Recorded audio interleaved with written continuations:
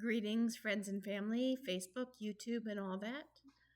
It's been a while since I have made a video. It's been for a couple different reasons. One is that life keeps going on. I've had a lot of grading to catch up on for my students. I've had all my classes to teach. And, I'm also department chair now, so I have to do evaluations of teachers and be on committee meetings and all that jazz.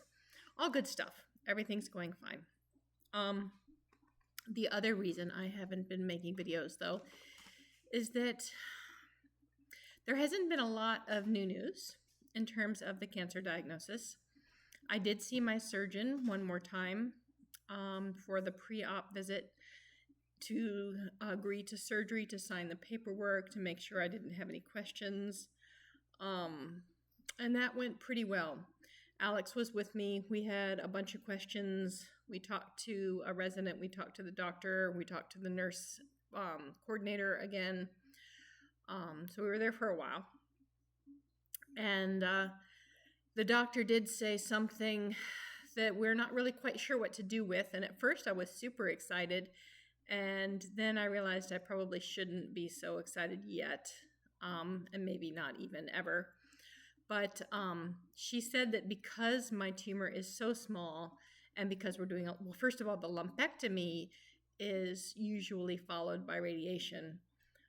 And because mine is so small, I may or may not be suggested, it may or may not be suggested that I also have chemo in addition to the radiation.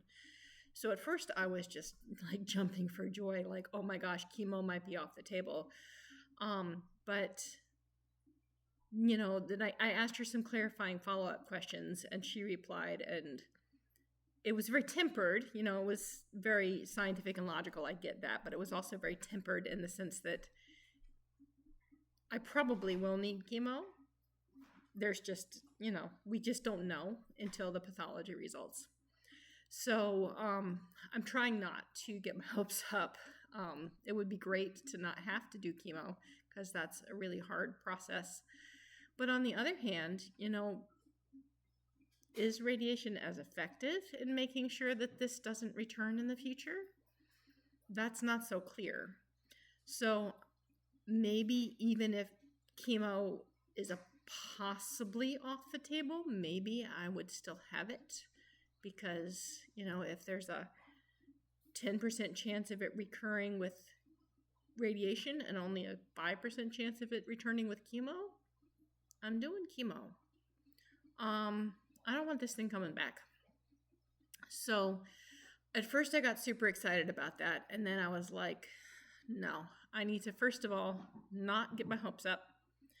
And second of all, take things one day at a time.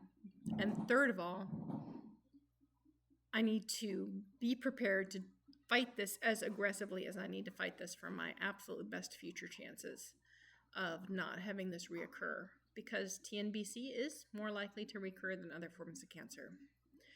So that was the big news that I had coming out of the surgeon's visit.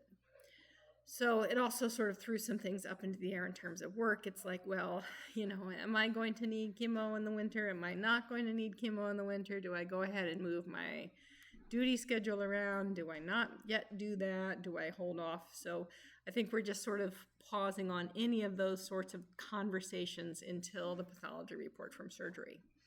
So my surgery is October 23rd. And I should have the pathology reports within a week, maybe 5 days after the surgery. So certainly by the end of October, I will know, what that report says.